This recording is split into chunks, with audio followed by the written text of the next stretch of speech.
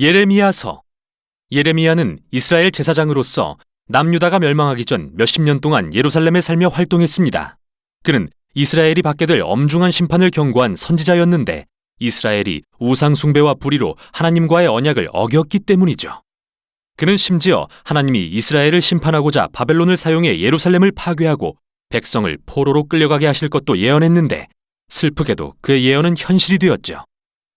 예레미야는 예루살렘이 포위되고 파괴될 때 거기 살았고 포로로 끌려가는 것도 지켜봐야 했습니다.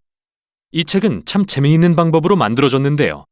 36장을 보면 하나님은 예레미야가 예루살렘에서 활동한 지 20년 후에 그에게 모든 설교, 시, 수필을 모아 기록하라고 말씀하십니다. 이에 예레미야는 바룩이라는 서기관을 고용해서 그에게 모든 자료를 두루마리에 기록하게 했는데 바룩은 예레미야에 관한 이야기도 많이 모아 이 모두를 하나로 연결했죠. 이게 바로 이 책이 마치 하나의 문집처럼 읽히는 이유이며 책 전체가 선지자 예레미야를 하나님의 공의와 은혜의 선포자로 표현하기 위해 구성되어 있습니다. 책은 하나님이 예레미야를 선지자로 부르시는 장면으로 시작합니다. 그는 두 가지 소명을 받는데 하나는 이스라엘을 향한 선지자요, 하나는 열방을 향한 선지자입니다. 그의 예언은 뽑고 파괴하지만 또한 심고 건설할 것이라 말합니다.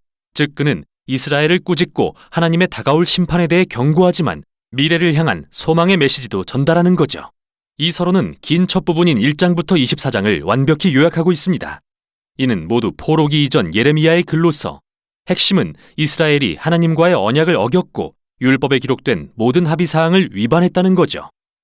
그들은 여러 방식으로 가나안의 온갖 이방신을 받아들여 전국의 신전을 세워 예배했는데 예레미야는 이러한 우상 숭배를 간음에 비유해서 매춘, 난혼, 외도 등의 단어를 사용해 이스라엘이 어떻게 이방신들에게 충성했는지 묘사했죠. 또 예레미야는 반복해서 이스라엘 지도자들을 비판했는데 제사장, 왕, 선지자 할 것 없이 모두 타락했기 때문이죠. 그들은 율법과 언약을 버렸고 그 결과 비극이 찾아왔습니다. 사회에 불의가 만연하게 된 것인데요. 이스라엘에서 가장 취약한 계층인 과부와 고아, 이민자들이 유린당했는데 이는 명백히 율법에 어긋난 것이었지만 이스라엘 지도자들은 신경조차 쓰지 않았죠. 이런 모든 문제가 집약된 곳이 바로 7장입니다. 예레미야의 성전 설교로 불리는 장이죠. 이스라엘 백성은 아무렇지도 않은 듯 하나님을 예배하러 성전에 나오지만 실상 성전 밖에서는 이방신을 예배하고 있습니다. 심지어 어떤 이들은 끔찍한 가나안 풍습을 따라 자녀를 희생제물로 삼기도 했죠. 결국 예레미야는 누구나 듣기 싫어하는 말씀을 선포하게 됩니다. 이스라엘의 하나님이 심판하실 거라는 것이죠. 북쪽으로부터 적을 보내 성전을 허물고 이스라엘을 벌하실 것이라고 말합니다. 이들은 하나님이 예루살렘을 정복하도록 허락하신 군대였는데 읽다 보면 그 군대가 바로 바벨론 제국이라는 걸 알게 되죠. 그러다가 25장에서 장면이 전환됩니다. 이스라엘은 하나님께 돌이키지 않았고 결국 바벨론에 새로 즉위한 느부갓네살 왕 첫 해에 하나님은 예레미야에게 바벨론 군대가 이스라엘과 주변 모든 민족을 정복하고 70년 동안 포로 삼을 것임을 선포하라고 하시죠.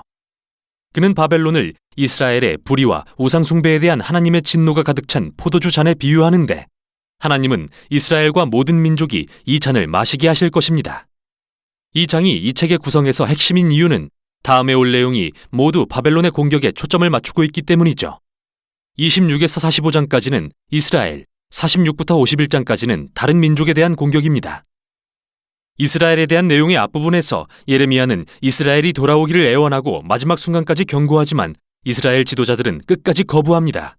이 내용의 뒷부분은 여러 이야기로 이루어져 있는데 예루살렘이 바벨론에 포위되어 결국 멸망하는 모습, 또 예레미야가 그 시간 동안 박해받는 모습, 그리고 그의 의지와 상관없이 이스라엘 반역자들에게 납치되어 이집트로 끌려가는 모습이 그려집니다. 그런데 바로 여기 재앙과 심판의 어두운 이야기 한가운데 이스라엘의 미래에 관한 소망의 메시지가 있습니다. 예레미야는 신명기 30장의 모세의 설교를 인용해 이스라엘이 하나님과의 언약을 어기고 포로로 끌려가지만 하나님은 자기 백성을 포기하지 않으실 거라고 말합니다. 오히려 하나님은 언약을 새롭게 하사 그들의 마음을 변화시키실 것이라고요. 예레미야는 이 언약을 발전시켜 하나님이 언젠가 토라의 율법을 돌판이 아니라 그들의 마음에 새기실 거라고 말하죠. 또 하나님은 그들의 불순종을 돌이키사 언젠가 진정으로 하나님을 사랑하고 따르게 하실 것이며 언젠가 이스라엘은 그 땅으로 돌아올 것이고 다윗의 가문에서 메시아가 나실 텐데 그때에는 열방이 이스라엘의 하나님을 참 하나님으로 인정하게 될 것입니다. 여기서 우리는 이스라엘의 반역에도 불구하고 하나님은 죄로 그들을 최종 심판하지 않으시고 오히려 그분의 신실하심으로 무슨 일이 있어도 언약의 말씀을 성취하신다는 걸 알 수 있습니다. 다음에 나오는 여러 시들은 하나님이 바벨론을 이용해서 이스라엘 주변 민족들을 심판하시는 모습을 묘사하는데 이집트, 블레셋, 모압, 에돔, 암몬, 다메섹, 하솔 등이 나온 후 놀랍게도 맨 끝에 숨겨진 가장 긴 시는 바벨론에 대한 하나님의 심판에 관한 것입니다. 하나님은 공의를 실현하기 위해 이 민족을 사용하셨지만 그들의 폭력과 우상 숭배를 인정하지는 않으시죠. 즉, 바벨론 역시 하나님의 공의로 심판받게 될 것입니다. 예레미야는 또한 이 민족의 교만과 불의를 비난하는데요. 여기에 등장하는 바벨론의 위세는 대단한데 이는 창세기 11장의 바벨의 이미지를 떠올리게 하죠. 바벨론은 반역한 민족의 전형으로서 부와 전쟁으로 영광을 누리지만 결국 하나님은 그들이 멸망에 이르도록 하십니다. 이 책은 열왕기하의 마지막에 나왔던 이야기로 마무리됩니다. 바벨론의 마지막 예루살렘 공격에 관한 것으로서 어떻게 성벽을 파괴하고 성전을 불태웠으며 백성들을 포로로 끌고 갔는지 묘사하죠. 이 이야기는 예레미야가 1장부터 24장에서 경고했던 심판이 어떻게 성취되는지 보여줍니다.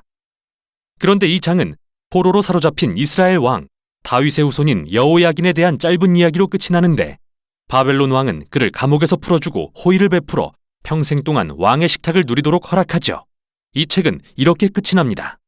아주 작고 희미한 소망의 빛이지만 30장부터 33장에 나온 예레미야의 소망의 약속을 기억하게 하죠. 하나님은 그의 백성을 버리지 않으셨고 다윗 가문에서 오실 메시아의 약속도 잊지 않으셨다는 걸요. 이 책의 대부분이 경고와 심판으로 가득 차 있지만 마지막은 미래에 대한 소망으로 끝이 납니다. 이것이 바로 예레미야서입니다.